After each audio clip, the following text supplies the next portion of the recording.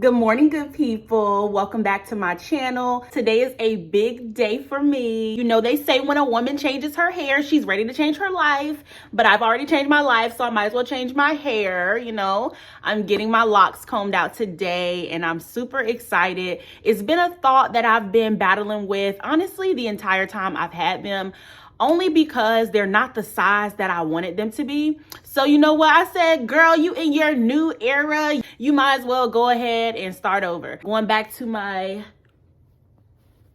bundles, you know, I'm gonna be acting different, it's true. I will definitely be sure to keep y'all updated on that process. But that's not why we're here. We're actually here because I've been learning a lot of lessons in this whole being an ex-wife situation, you know, and I felt it necessary that I talk through it. I really want to talk about this as it specifically relates to dating as an ex-wife or divorcee, however you say it, whatever you want to call it. I ain't married.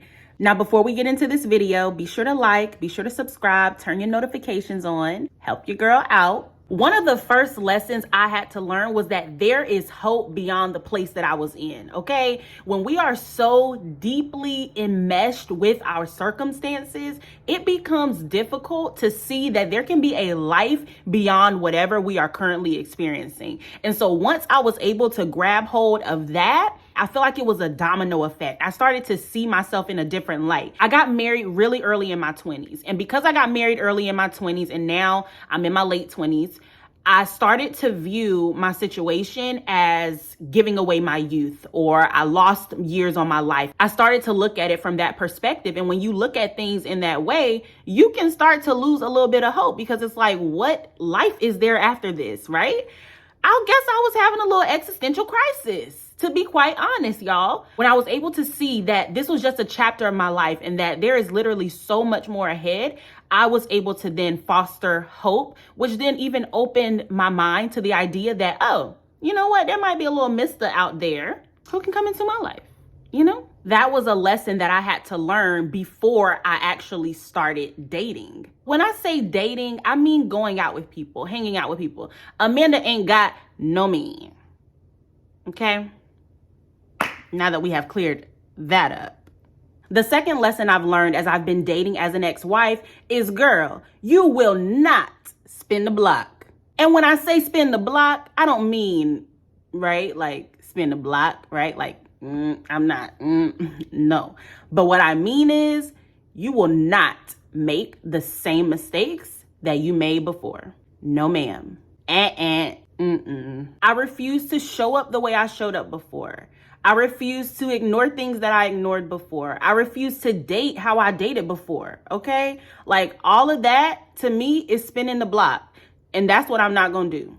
And in order to not go back to those habits, patterns, and the way of operating that I did prior to, I had to be intentional about my healing. I had to be intentional about going to therapy. I had to be intentional about forgiveness. I had to be intentional about spending time with God and allowing him to clean these things out of me, right? Like, I had to be really intentional about those things, but I also had to be intentional about my values, understanding what I want, who I want, how I want it, and then being courageous enough to say, you know what? This is what I want. This is what I can have. And because this is what I can have, I'm not spinning nobody's block. Being desperate will cause you to go back to unhealthy habits and unhealthy patterns that you should have never been engaging in the first place. Get that desperation out of your heart and choose to live from a place of abundance instead of scarcity. Because the truth is, what Ari say? She said, plenty of fish in the sea.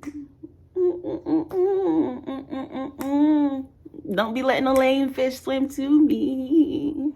Lesson number 3. Match energy. Now, I would not tell you to do this in any other circumstance, okay? Because I don't really believe that. I think you should be who you are, no matter where you are, etc., right?